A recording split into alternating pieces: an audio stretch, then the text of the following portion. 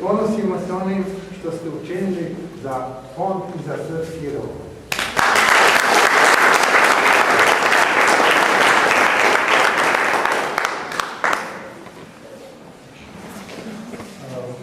Prvo poštovani cijenjeni kolege i koleginice, dragi učenici, dragi gosti, srdačno vas pozdravljamo i kod Fonda za pomoć Srbima Toma Maksimović i u ime svojih saradnika, koje vidite i ovdje, dakle, mi smo došli u čast tom velikom pesniku Lazi Kostiću, čije ime nosi vaša škola. Doneli smo izložbu znamenitih Srba i voždovih vojvoda koje ovdje vidite, pa smo prošle cijele godine na 36 mjesta obeležili 2 veka. Otkako je vožd Karađorđe obnovio samostalnu srpsku državu 811. godine davši joj, odvojivši zakonodavnu, sudsku i izvršnu vladu. Ovdje vidite vožda Karađorđa, proto Matija Nenadovića, zatim popečite ministre, među kojim prepoznajete i ministra prvog prosvješćenja, pa zatim sve po redu, ovdje to je vlada, zaključiv sa Ivanom Jugovićem. To smo doneli da vidite šta Srbi imaju, da to treba gledati, da se tome treba i diviti. Zatim je ovdje, malo se sklonimo, Zatim je ovdje, dakle, ja sam predsjednik Fonda za pomoć Srbima Toma Maksimović, a Toma Maksimović je bio komesar za izbjeglice i raseljena lica koji je spasavao Srbe za vreme Drugog svjetskog rata u Srbiju, što su bežali glavom bez obzira, dakle oko 400.000 Srba. To je jedan od najvećih dobrotvora srpskih, to nije šala mala, no nažalost njega su posle rata, kad je došla partizanska vlada komunistička osudili, on je odrobio, a ja sam preko fonda se uspeo da rehabilitujem i našao mu sina i poslao sinu odluku sudsku da je ta odluka ništavna. Dakle, imamo velikog vožda Karađorđa, imamo Lazu Kostića, velikana srpskog, imamo Tomu Maksimovića, a ovo drugo će sve vidjeti. Ja želim da zahvalim našoj direktori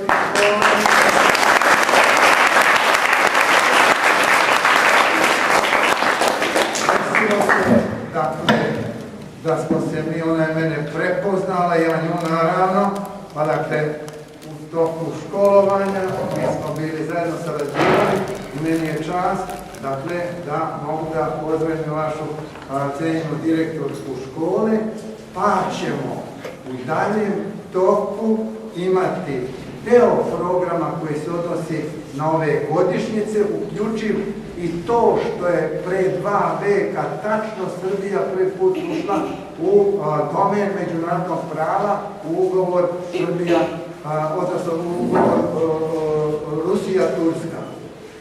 Dakle, hvala lijepo, ja bih samo da se obratim. Hvala lijepo što ste došli, dragi roditelji, učenici i kolege, i da se zahvalim profesoru Vujoviću što je upriličio ovo naše malo selo, a u velikom pesniku Lazi Kostiću. Kolevka je odjekala, znamenitog Srbina ovde, ponosno nosimo njegovo ime i stvarno hvala vam da deca naša mogu da vide i priličiti ste nam veliko sreću i zadovoljstvo. Hvala.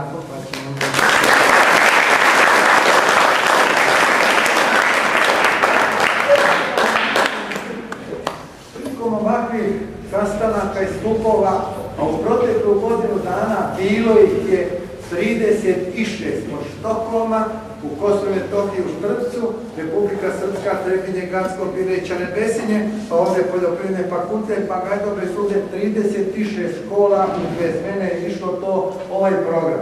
Ja obično kad ovo radim, poljubim krst. Zašto? Neko će se začuditi, pa tome kome se čudi ja kažem. Zato što je Srpska pravoslavna crkva zaslužna da se sačuva svest u srpskom narodu, o srpskoj državi, o srpskim državnicima, a to je recimo velikog župana Stefana Nemanje, pa njegovog sina Save i tako dalje, ovamo sve, tamo vidite i ostale, dakle, zahvaljujući Srpskoj pravoslavnoj crkvi, otkako je pritisla turska sila Srbiju, pokorila, svakog dana, u svakoj bogomolji više puta je čitana liturgija i na liturgiji spominjana srpska država i srpski državnik.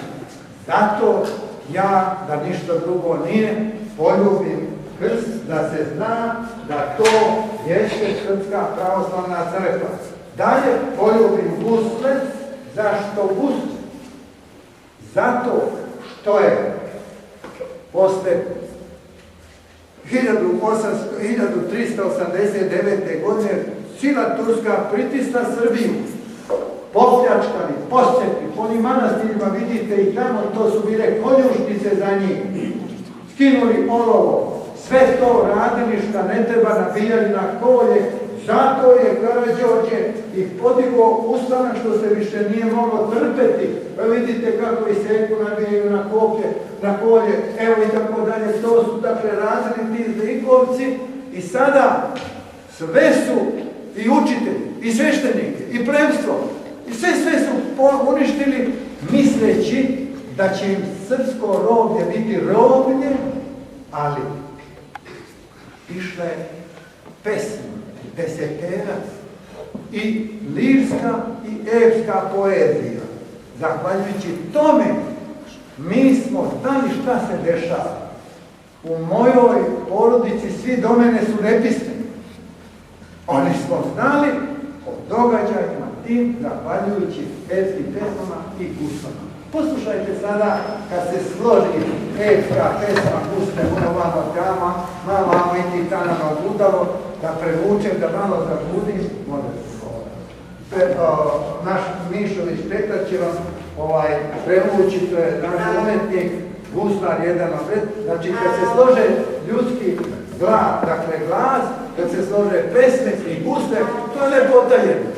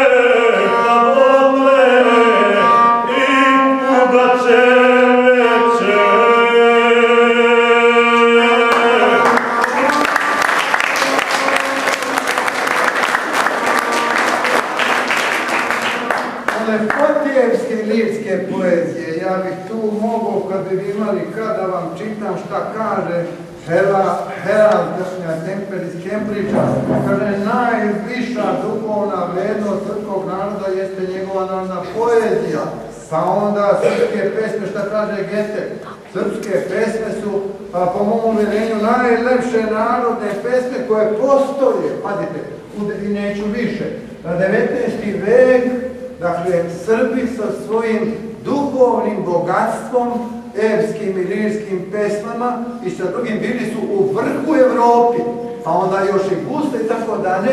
I sada kad pogledate, vi sad nas uče da je to ruganje, da se to ne treba niko ništa da zna, da zna neko, recimo sad od učenika, onaj početak Bunjena Dahije, neka digne ruku, makar jedan stih, makar dva stiha. Da li zna neko da kaže? Dakle, čuće. Ja sam učenik ove škole, da? Da, dobro je. Znači, to su vrednosti, to je lepota. Slušajte šta kaže pesnik Dioba Jakšića, kako je to narodni pesnik. Kaže, mjesec kara zvijezdu danicu, gdje si bila zvijezdo danice, gdje si bila, gdje si danku bila 3 bijela dana, danica se njemu odgovara, pa to je lepota. Hoćete da ono Borana Kosovka, devojka možda na ranu nedelju, zasukala bijele rukave, zasukala do belih lakata, u rukama 2 kondira zlatna, u jednome lađene vodice, u drugome vina crvenoga, na plećima ljeba bijeloga. Pazite, to su slike, to je lepota, zvučna, svakakva. Pa kad se to udruži, onda je to vrednost koju treba znati. Korenje srpskog naroda su objektivno duboki, a faktički samo onoliko koliko ih znamo. A je ovo zadatak da mi malo produbimo saznanja o srpskim korenima. Šta je to? To je jezik, to je kultura, tradicija, pradedovska pravoslavna vera, to je sve ono što nosimo, razumete? Znači ako mi to ne znamo, isto kao drvo, plitka, korena, mali, veći, ljudi, ako ima dubok koren, znači ako vi znate tu svoju istoriju, ja vam kažem, Prvi zapis o Srbima, srpskom narodu je iz 69. godine prvog veka. Plinije Cecilije II. Kada tamo žive Sengi, Bali, Cesi, Serbi. To nisu Srbi doseljeni odekle kako nas uče po nesreći kako ne treba. Dakle, ja ovdje stajem i idem na ovaj deo prvi, dakle da ponovimo ovaj deo što se odnosi na prvi svjetski ustanak, a onda u drugom delu bi posvetili malo više Ladi Kostiću. To je tu da nam ovdje dolaze ekskurzije đaka, da bude spomen soba Ladi Kostiću, da obnovimo taj ukradeni spomenik, da pravimo ove suvenire, pa da dočekamo te ekskurzije koje će dolaziti ovdje, pa da se to onda njima učast, vladezik učast, a njima učast da se napravi recital, pa drame njegove, pa tako dalje, to bi valjalo. Dakle, to će biti u drugom delu. A sada početak Gunina Dašije, veliki pesnik, slepi pesnik, Pištić, o tome ste vi govorili. Samo najkraće, vidite ovdje, 804. godine Karađorđe je podigao ustanak, ovdje je izbor Karađorđa. Ovdje su, znači, posvećeni knezovi Bičanin Ilija, pa onda Aleksan Nenadović, pa onda 150 knezova i obor knezova Dahije su odmetnuli sa sultana, roblje da učine da obezglave narod i da pljačku. Dakle, to je bilo 804. godine. Karađorđe je rekao, ako nama sve ove štašćuju žene i devojke, ako nam kradu i uzimaju sve dobro, hajde da mi seku glave, hajde da mi u borbi svako odmeni svoju glavu. Pa sve dotle ovdje je presudna bila bitka na Ivankovcu 1905. godine. Zašto? Zato što je tu goloruki narod, Karađorđe i ustanici, oni su pobedili su regularnu tursku vojsku, 30.000 Turaka, a ustanici nisu imali ni oružje, imali su obične vile, kuke i motike, drvene topove, ne šalim se. Pa su tako pobedili regularnu tursku vojsku i tada je vidjeli velike sile da to nije obična buna, da je to ozbiljna stvar. Dakle, te bojeve opisao da bi sve to se radilo, da bi 1800 priprema 10. godine, 811. godine, Velika narodna skupština donijela odluku da se obnovi samostalna srpska država na demokratskim osnovama, odvojivši zakonodavnu, sudsku, izvršnu vlast. Ovdje sam vam pokazao popečitelje i glavi. Dakle, poslušajte kako je sve opisano, pročitajte početak Gunina Dašije, molim vas. Pa vi ste osmaci, vi ste sedmaci, vi to učite, pa vidite. Poslušajte nekoliko stihova početka Gunina Dašije.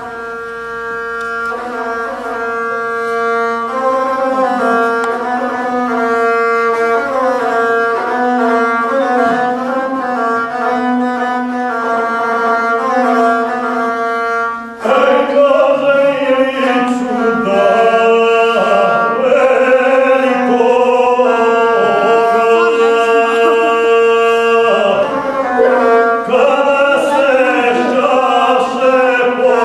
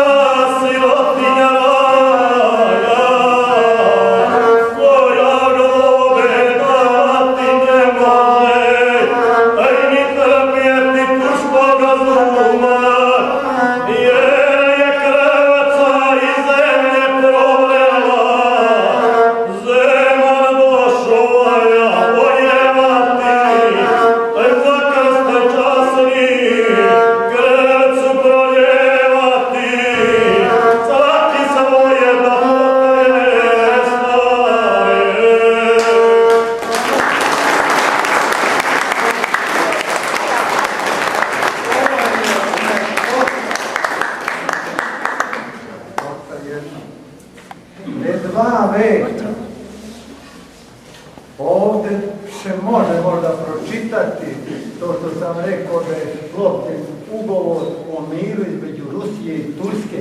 Napoleon juriša na Rusiju, da je pokori, pa će za 100, pa će 41. Hitler na Rusiju, pa će i tako dalje.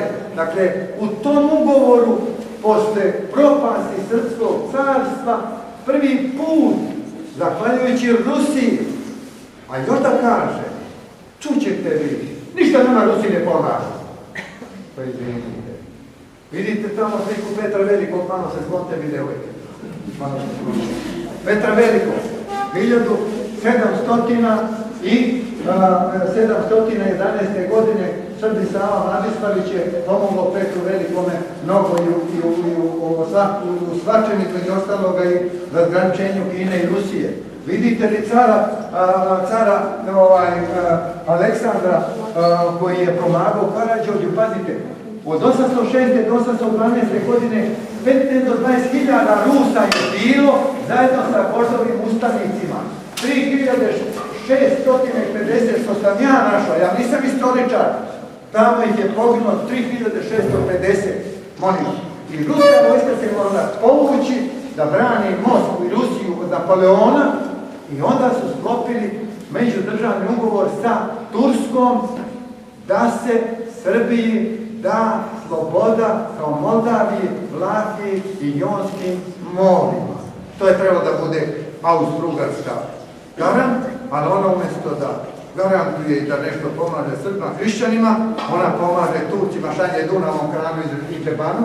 Ovdje vidite Beogradski pašaluk, Beogradski pašaluk je da tu je bilo ta genijalnost Karađorđeva 2.000 pešaka i oko 1.500 konjanika, pa kad navale Turci s ove strane od Dunava, on priskoči u pomoć. Kad navale Poturica, kad je Poturica govorio Turčina, navale od Drine, on onda potrči kanom, pa je to bio, recimo, boj na Mišaru, ovdje vidite šemu, to je genijalno delo voda Karađorđa. Ovdje na ovoj šemi, molim vas, bacite malo pogled, dakle, 806. godine boj na Mišaru se odigrao, ima pesma stoja, da imamo kada, sad moramo malo skratiti. Dakle, voz Karađorđe ostaje u Šapcu, a ismešta Protu Matiju Nenatovića koji je komandovao Kunicom i Slobakuca Lazarevića u ovaj šumarak ovde. Pa kaže, kada mi ispucamo, kad se primak niko ne smije da pukne, to su one kremenjače bile, znate, ako vam kaže kako je to izgledalo, znači dok to ispucaju, onda otvaraju kapije i juri šuturke sa sabljama. Ova slika poslije, ko bude mogao da vidi, dakle to je slika koja prikazuje kad su otvorili kapije. A u tom trenutku su onda Proka Lazarevići i Prota Matija Nenatović sa konjicom došli sa boka i mali broj Srba veštom taktikom porazi čuvenog Kulin kapetana koji je glava na 30.000 vojske i tako dalje, kaže, polećela Gavrana sa Mišara polja širokoga od Šapca grada bijeloga, krvav je kljuna do očiju, krvaj nogu do koljena i tako dalje. Pa kad su došli na dvorove Kulinove kade, kako paše tako zagrejaše, to iz Kune niko ne čijaše, ne zna, Ljuba Kulin kapetana, pa ga pita šta je bilo, vodili mi srpski robinja, vodili mi mačanski krava, jer pobedio i cincara na kola stabio i tako dalje. To sve Filip Višnjić govori u pesmi, sve opisuje, razumete. A onda kraj Gavranovi njoj kazuju. Srpska vojska Tursku nadvladala, pogibeti Kulin kapetane, njegova sva izgide vojska, hrani sina pa šalji na vojsku, Srbija se umirit ne može.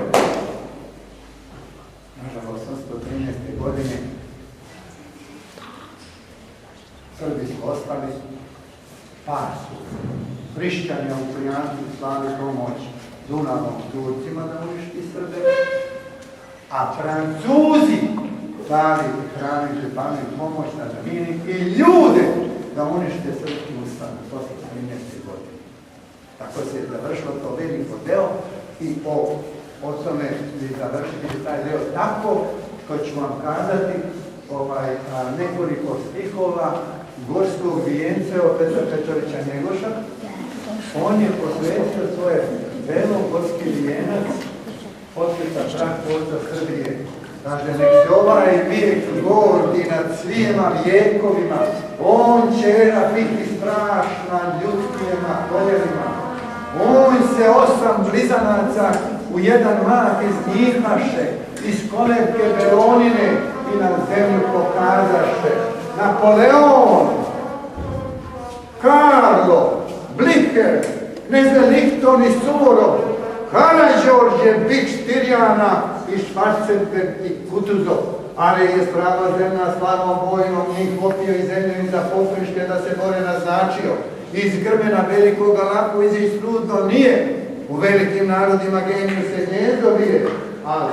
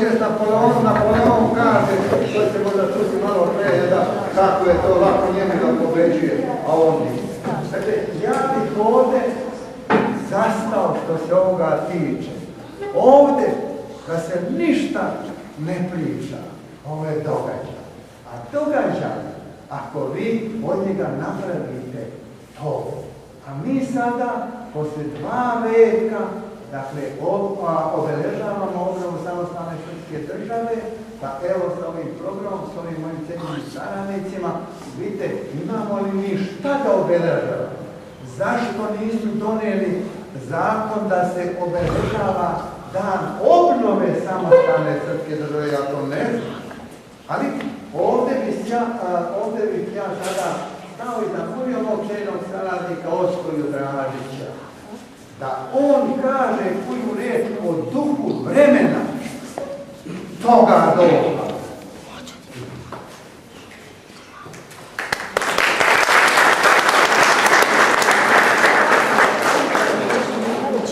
Čovjek vremena ima samo dva puta.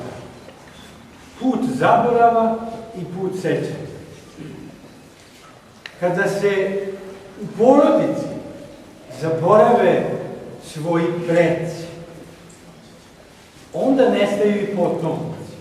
Jer svaka iza generacija ponese takav zaborav i porodice cele nestaju, a kada se to narodu desi, da krene putem zaborava, i narodi nestaju.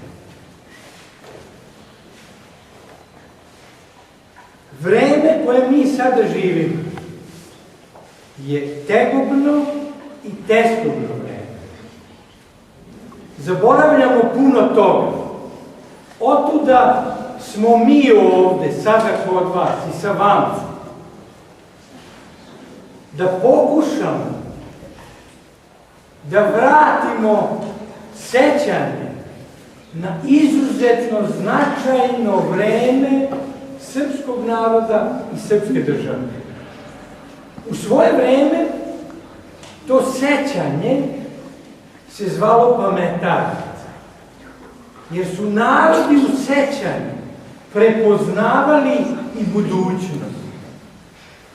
Kasnije se ta nauka nazvala istoriju, pa još malo kasnije tu istoriju su počeli da pišu samo oni koji su pobedili.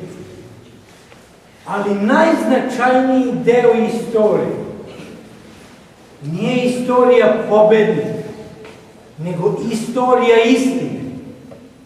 Jer istina je ono što jedino traje, ono što vreme pobeđuje. I otuda je jako važno da čovek zna i da živi istinu. Istina duha vremena, kog se mi sada sećamo, nam kazuje da ni jednoga dobra ne može biti bez Gospoda. Kad su se u Orašju okupili, svi su desnu svoju ruku stavili na Sveto pismo i na krst i zakleli se. I kao nekdašnji kosovski junaci rekli za krst časni i slobodu zlata. U ovom momentu zastajem jer sam spomenuo dve reči koje čine čoveka. Krst časni i sloboda zlata. Borba koju su tada poveli protiv moćne imperije onoga vremena, goloruki, ali sa verom, dovelo je do svih pobeda i do stvaranja prve i nove moderne srpske države. Uče nas danas da zaboravljamo. Uče nas oni koji žele da nas porobe, da nas nema, ali spomen traje. Spomen kroz pravoslavlje, spomen kroz borbu sa krstom. Karađorđe je bio pre čovjek i on je rekao: nemojte mene za vožda, ja ne podnosim nepoštenje, ne podnosim kukavičluk i glava pada, jer ja sam pre. Svi tada rekoše, takav nam treba. Treba nam odlučan čovek koji će živeti i braniti istinu. Imati čovek kao vožda koji čuva i brani istinu znači imati dobro u sebe, imati pouzdano u sebe, imati čvrsto u sebe. Mi danas pitanje, da li ima ljudi koji su odlučni da kažu ništa nije vredno Srbije, ništa nije vredno dostojanstva života, jer oni krenuše nekim zaboravom, krenuše putem nestanka. A mi kažemo, ne, Karađorđe i danas živi. Svi junaci njegovi i danas žive. Evo, mi smo svedoci. Sve dok je vreme koje nije njih porazilo, sve dok je vreme koje svedoči da pravoslavlje i danas živi. Pravoslavlje je jedina Hristova crkva na zemlji. Jedina, nema je druga. Hristos je rekao, ja sam put, istina i život. Junaci koje gledate, rekli su, mi se borimo za tu istinu, za taj život. Borimo se za veru. I to se danas zaboravlja. Generacije i generacije su iz naših škola izašli sa zahtevom za Boga.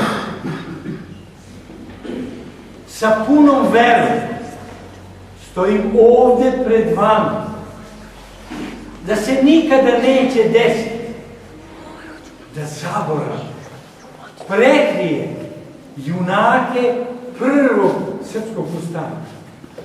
Da zaborav ne bude put srpskog naroda, nego da sećanje živi u srcima, u duhu i u koraku nas, koji smo možda već daleko u dobrim godinama, ali u koracima vas, koji tek treba da stvorite svoj put čestitog, pravog i istinitog sećanja. Govoreći o duhu vremena prvog srpskog ustanka, završit ću sa ovim. Ko se seća istine i prava i oni koji su svoj život položili za krst časti i slobodu zlata, nikada ne gubi pravu vodilju u svom životu. Nikada ne gubi svetlost koja stoji pred njim. U mraku čovjek pada, čovjek zapinje, ali kad ima svetlo, on nikada ne luta i nikada ne pije. Slava im na današnji dan, hvala im, hvala i vama.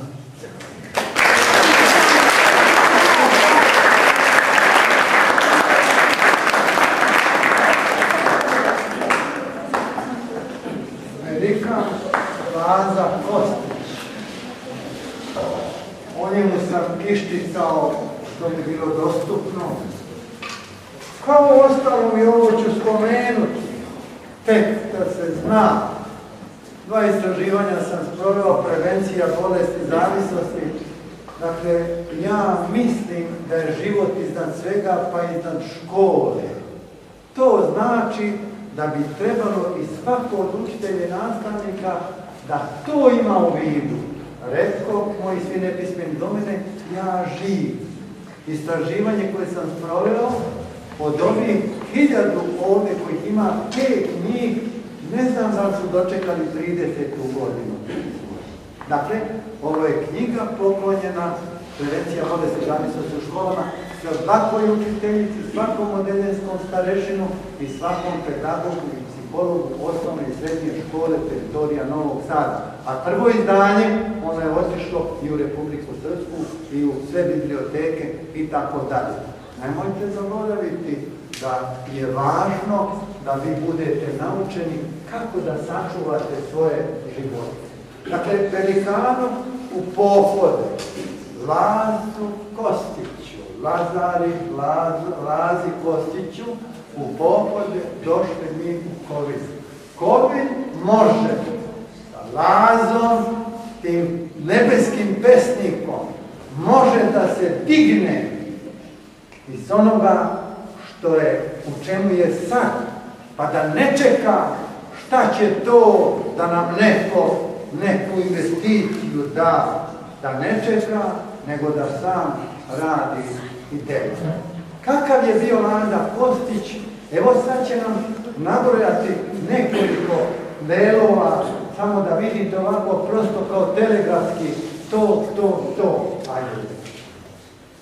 Laza Kostić, koviljski i đurđevski đak, pančevački i novosadski gimnazijalac, preodničar u Tekelijanovu i peštanski doktor prava, nemarni gimnazijski profesor jezika i botanike, nestrpljivi veliki beležnik magistrata i senator Novosadskog suda, predani aktivista Ujedinjene omladine, srpske i mađarski višestruki zatvorenik, titelski zastupnik u Karlovačkom saboru i srpski delegat u Ljubljani, gde je zastupao ideju okupljanja južnoslovenskih naroda izvan Habsburške monarhije, cetinski učesnik u osnivanju družine za oslobođenje i ujedinjenje srpsko, šajkaški poslanik u Ugarskom saboru, koji je to svoje mesto ustupio Svetozaru Miletiću, posrednik u pregovorima Obrenovića i Petrovića, ratni dopisnik stranih dnevnika i reformski pozorišni kritičar,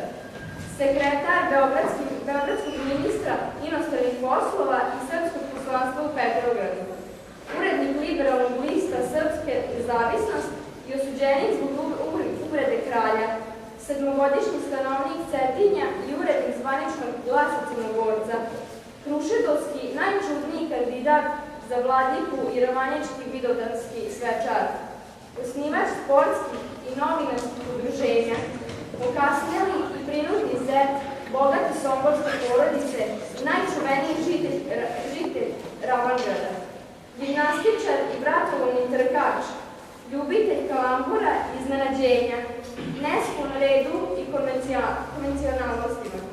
Umoran od samoći poznih godina, otišao i u bečki sanatorijum da izleče srčanu nevolju. Tamo izdahnuo u 70. godini sa knjižicom, molitvenikom, San Matere Božije pod košuljom sahranjen u Somboru. Hvala vam.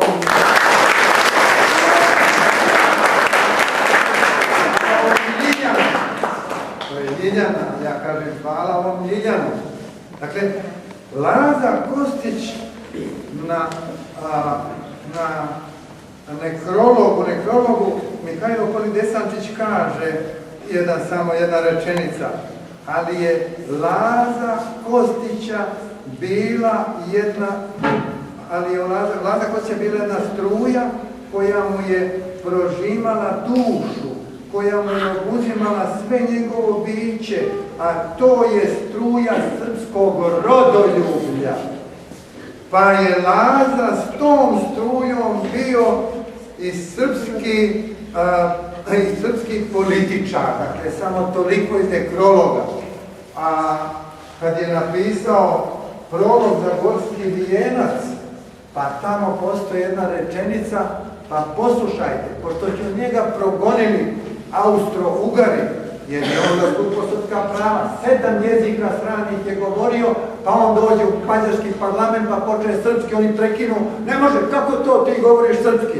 Hoće li prekinuti ovdje sad nekog Mađara? Neće nikoga, ali on dođe poslije pa počne latinski, oni opet prekinu, ne može, on dođe francuski, nemački, engleski, šta god doće, dakle, prosto je on bio njima trn u oku i znali su oni da se on bori za ova rodoljubiva prava, pa kaže deo iz tog prologa za Gorski vijenac, ali koji je u vraškom sjemenu najžešći krvnik tvome plemenu, misli se na srpsko pleme, pa odgovara, dok na tu zemlju stoji ovi kam najcrnji, vrag je Srbin sebi sam. Dakle, on je to video je da mnogi od Srba, ovi što se potučili, pa poturice, ovi što su uzeli, što se nisu potučili, ali su preuzeli neke zapadne tradicije i sad nabacuju nama, a Rakić pesnik kaže, nama kažu decijelo veka da smo nedostojni istorije naše i da nam se duše opasnosti plaše. Dobra zemlja moja, ko te voli, taj te voli, tako dalje. Dakle, pitanje je sada za mene, hoće li ovi profesori, hoće li ovi učitelji da uče ovu decu bar, dakle, lepotu, jednu, korenima srpskim, a da i vi znate ovako koji ja poneki stih, pa šta mi fali, mislim, jer vama to smeta što ja to nešto kažem, pa ne smeta ništa. Dakle, šta je to Laza Kostić uradio? On je pesme pevao, on je pisao drame, Maksim Crnojević, pa onda, pomozite mi reći, Perosegedinac i tako dalje, Gordana, pa je to izvođeno i u Beogradu. Dakle, to je čovek koji je i tako dalje. Ali Laza Kostić nije bio od onih koji će kazati ono što ne misli. Pa ste obavešteni. On je bio dopisnik francuskih novina i tako dalje. Dakle, on je na 50. rođendan Jovanu Jovanoviću Zmaju održao govor u Matici Srpskoj, gdje je on kazao, slušajte, pa nisu sve Zmajeve pesme dobre. Ima koji su najbolje, te je nazvao Slavujanke. To je ono što nam i napravio prvi kritični, najozbiljniji osvrt, ali su ga u Matici Srpskoj nisu dozvolili da se to objavi. Tek nedavno kad su sabrana dela, onda je to bilo tu.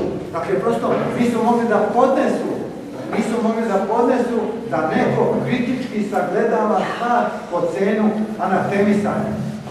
Takav čovjek je pisao pesme, takav čovjek je sastavio pesmu nad pesmama, dakle koja je ravna, evo to je Santa Maria della Salute, od nje ćemo čuti nekoliko stihova, ali sada neka mi dođe ova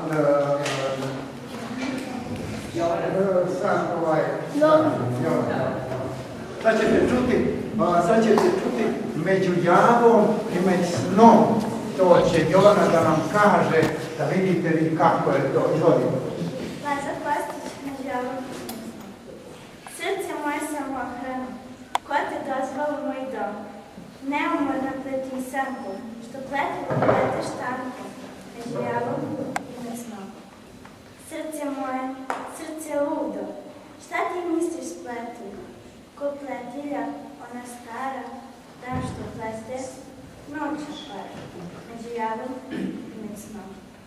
Srce moje, srce kivno, ubio te živi grom, što se ne daš meni živu da zabrati u pletivu, među javom i med snom.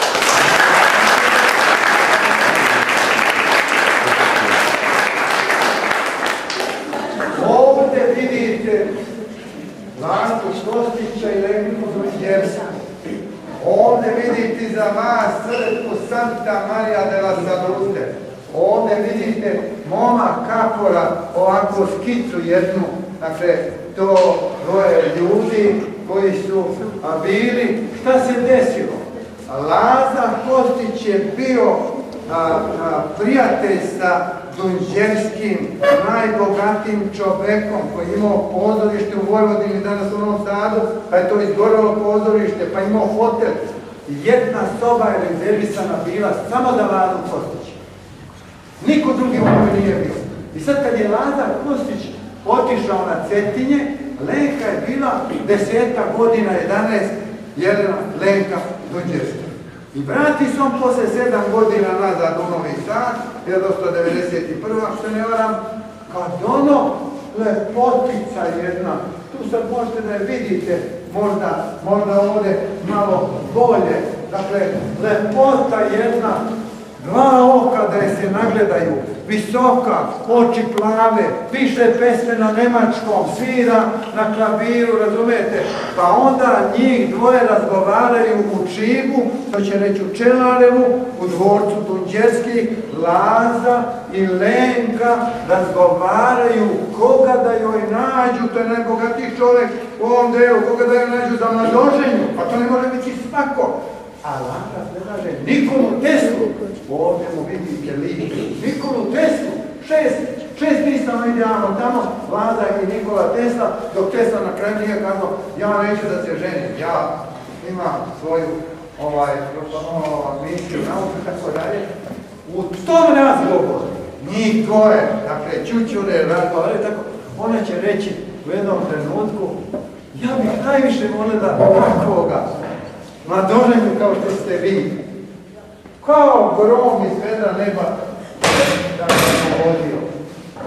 Kaže, pametne stegnu, ja srce stisnu, u teko od nje sreće lud, u teko od nje ona svisnu, pomrča sunce, nastade stup, i tako dalje. Dakle, ide predstav, što on je pobegao manastir, da ne bi kao moralan čovjek stariji od nje 30 godina da ne kvari Lenki Dunđerskoj, da ne kvari sreću. Leži u manastir Krušedov. To ništa ne izmišljam ljudima. To je tako bilo.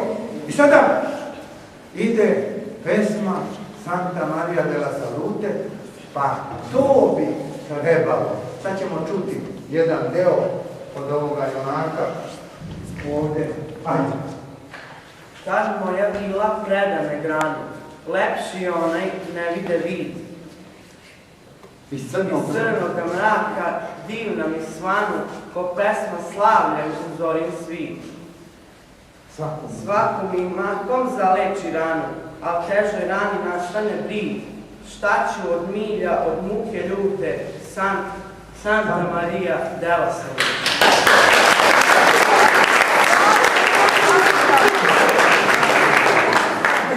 Takva pesma, pogledajte, to je cica mome kapora. I sada ja sam mislio da je to priča kad su kazali 1.000.000 borovih stubova je otišlo u temelje te crkve. Međutim, kad me odveo sin ovog leta sada, ja tamo sve crkve, svih 14 ropa recitujem, vidimo smostrana kamen ogroman 8 stubova, dakle 1.000.000 stubova je.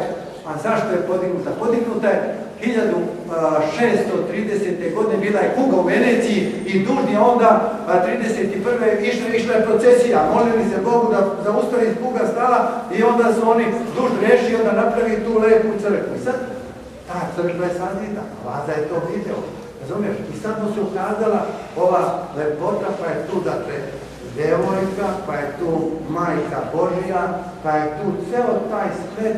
On kad je otišao, on sanja noću, te snove ima zapisani, ti snovi prevedeni deo, uništeno deo zapisani.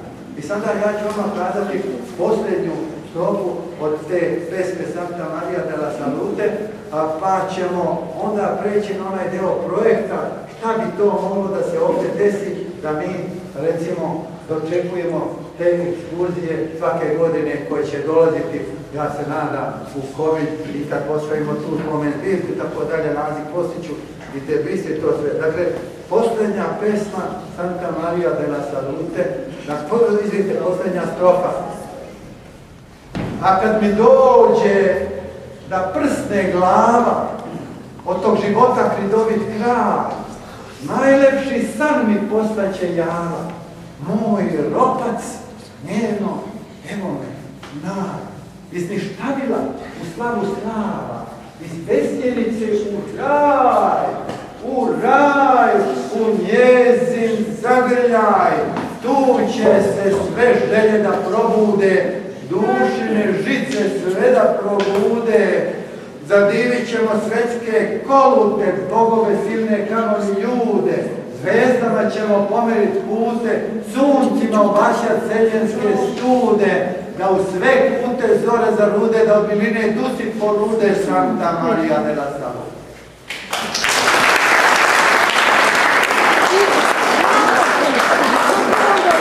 Pitam se ja, zašto moje cene kolege, učitelji, nastavnici nauče decu da znaju što god zname, pevske, lirske, umetničke, bilo šta ljudi moji. Pa to vas neko uči da je to štetno za mozak. Kako je štetno za mozak? Pa nisu vam, imate vi profesora biologije. Pa on mora da zna da što se više u mozak, kako da kažem, što više mozak radi, razmišlja, gleda, onda se više granaju se neuroni i onda je čovjek pametniji, ljudi moji. Pa neka profesor, neka učitelj zada, nek dobije 5, samo onaj ko zna nešto napamet, a ne ko ništa ne zna. To je potpuno pogrešno kao prava deteta, pa tamo drn, pa ne znam, mislim izlaze deca, pa ne znam ništa. Hoću ovdje, dakle, projekat koji iznosim sad ovdje pred vas mlade pre svega i pred savjet roditelja i nastavnika i učitelja, projekat Kovilju i pesniku Lazi Kostiću u Opodac. Vladi, usmeriti i privući učenike koji dolaze u Novi Sad na ekskurzije. Molim le, Vlada, hoću srodno mesto, pa ćemo onda tu da posjete Kovin, jedno od najznamenitijih srpskih pesnika, dakle Vladu Kostića. U osnovnoj školi Lasa Kostić organizovati, dakle ovdje formirati ovu spomen sobu, ako treba, još će se što god napraviti, organizovati srpsku decu preko leta, da dolaze na kamp ovdje, da uče naše dece iz dijaspore, da uče srpski jezik, da uče srpsku kulturu, da uče ono što je folklor, što je igra, što je pesma. Dakle, ovdje je bio folklor, pogledajte ovu ljepotu koju je uznala. Dakle, folklora više nema ovdje, a mora da bude ovdje folklora. Pa gledaj, Mio, povedimo te neko koliko je bilo, razumeš ti mene. Pa šta fali to?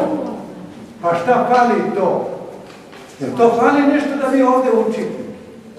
Ovi kulturci idu u Kać, došao mi tu jedan roditelj, ovdje piše Kać. A nema mi dolaziti u Žika, peši. Jel tu? Nije tu. A kada gdje je ovdje COVID? Pa dobro. Dakle, mi bi, prije nego što, dakle, mi bi,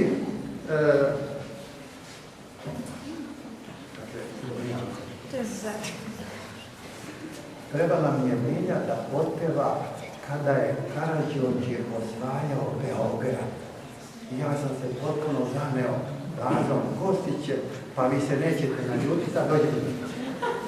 Vi se nećete naljutiti, Miljana, ja sam se nešto umeđu vremenu dogovorila da ja malo parim pradnju, pošto ovo moj kolektiv, ja se ovdje jako lepo osjećam, a pošto Milja nema pradnju svog ansambla. Samo malo ovdje pogledajte kako bi se ljutio. Pogledajte ovdje. Ovo je, dakle, ustanici su znali da ako moraju gradove da osvoje, osvojili Požarevac, Smederevo, a Beogradom kolili, nema nikud. Godina 804, 805, 806, tek pri kraju 807. na 7. osvojili su Beograd. Šta? Onda je moglo da se formira samostalna srpska država da se obnovi. Jel' tako? I sad poslušajte kako pesma kaže osvajanje Beograda. Milja će to otpevati, a uz pratnju vere naše cene koleginice traži. 7 sati udara, Beograd se otvara i otvara ga Karađorđe i u njega da dođe i otvara ga Karađorđe i u njega da dođe. Karađorđe na čelo,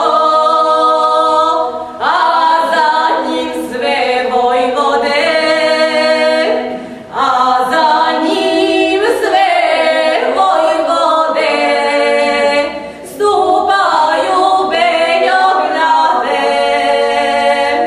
a za njim sve vojvode, stupaju Beograde.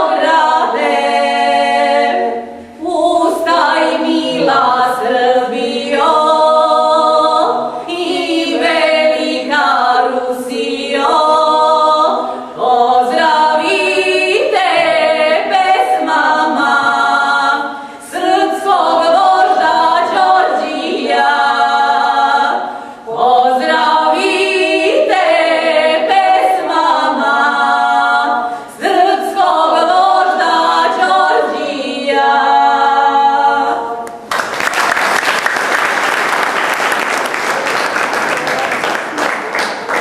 Hoću da mi dogodine vi pevate ovo. Jer nam jasno to. Hoću da igrate folklor ovdje, hoću da se naučite da pevate, da igrate, ponavljam. Glas ljudski je Božji dar. I to treba, ima for.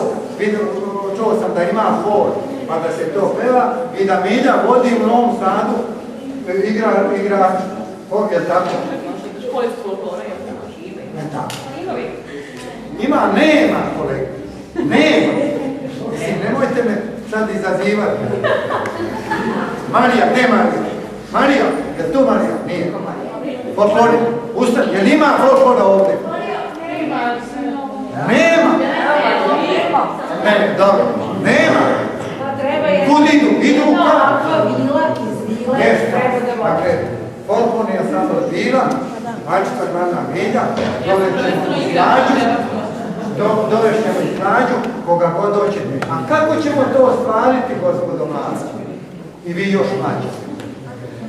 Ostvarit ćemo tako što ćemo ovo što sam rekao, znači pripremiti da Lazu dočekujemo, da bude spomen soba, da se obnovi bista, da se organizuju ovdje Boško glumac koji je sad imao jedan, on može da dođe da se organizuje recimo delovi Maksima Crnojevića, Pere Segedince i tako dalje, jedan recital. A ovi učenici da recituju ovdje, a ne da ne zamuckuju tu, kad je u pitanju, recimo to što je Blago Laze Kostića, da se godišnje organizuje ili dvogodišnje skup ljudi koji će govoriti o Lazi Kostiću, čoveče Boži. Pa to nije makar ko, Laza Kostić, ispred Kovilj se diže. Kako se diže? Ko su tu koji mogu dići Kovilj? Pa mogu ga dići oni koji tu sada stoje gledaju, oni koji su na birou rada. Kako to? Mogu li seljaci što da urade? Mogu, gospodo moje, mogu. Ovo je jedna keso žita. Ima žita u Kovilju? Ovo se ugreje pa stavi pod jasno dete pod noge. Jer može ovdje da bude onakav jedan Laza, ovakva jedna slika? Može da bude to? Pa može, što ne bi moglo? Može da se izveze. Može li recimo da se izveze ovako, ja se sjećam, moje su sestre vezle, ovako piše samo iza sporeta kuvarice manje spori da ti ručak ne prigori, ja sam to zapamti, ali oni su vezle vez, pa ruže, pa to ovo, pa momak i devojka, gledajte ovo, to je momak Kapora rad. Dakle, to, jel može to da se izveže? Ko je to? Laza i Lenka. Laza i Lenka. Može li? Jel može? Deli Kovljača, jel ovdje profesor Kalipon? Dakle, da napravimo otisak, da ispečemo Lazu Kost, mislim,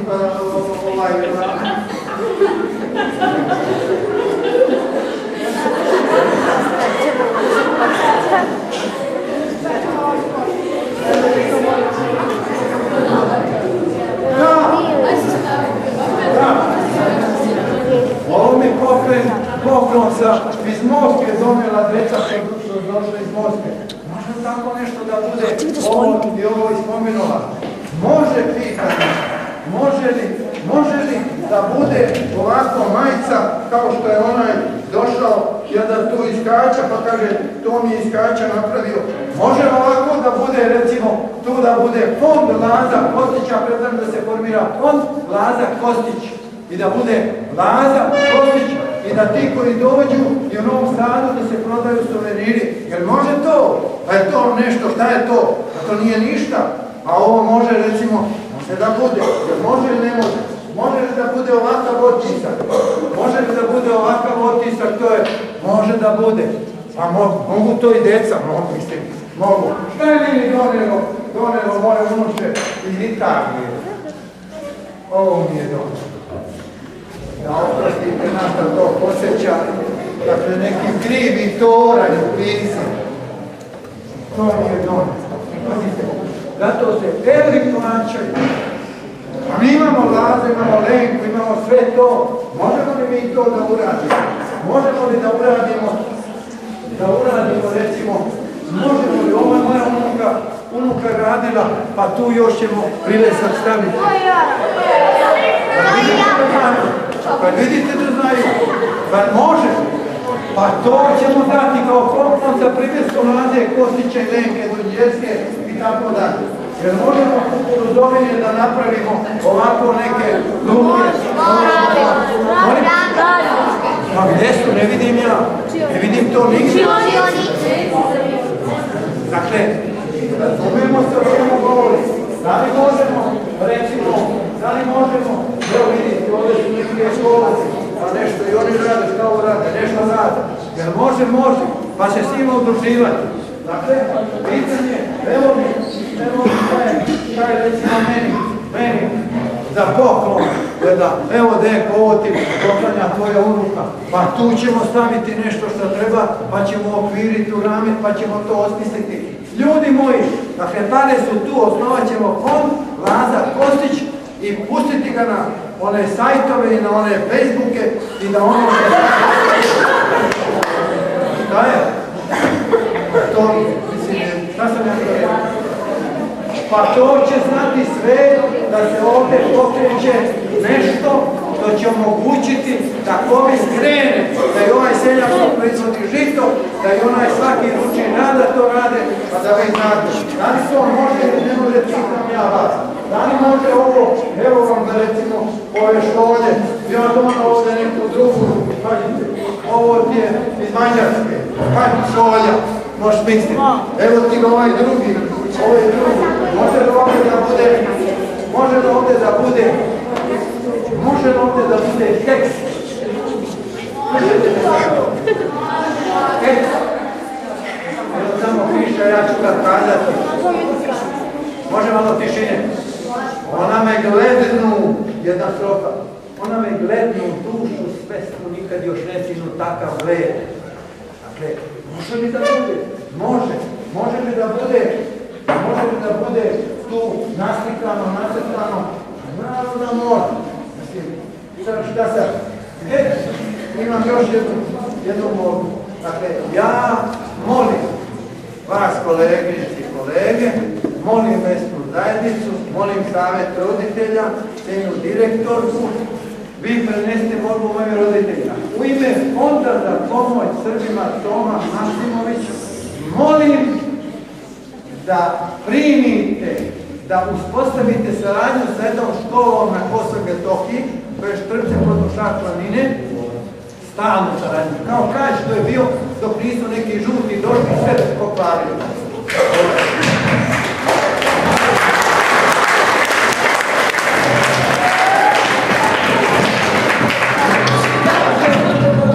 Molim da se uspostavi stalna saradnja sa jednom školom i da primite koliko odmah u najskorije vreme 60 učenika koji će doći biti domaćini od vas 10 dana i vratiti se nazad i drugi. Tako ćemo mi njima pomoći da oni ostanu tamo i da sačuvaju. Dakle, nema na kugli zemaljskoj težeg naroda, nikome da je teže nego Srbima na Kosovu i Metohiji. Zašto? Zato što oni imaju sve o lepoti, o državi, o svemu, ali njima je život bolji u čovjeku. Pa je to moja molba da prenesete savjet. Svim ja završio, hvala vam na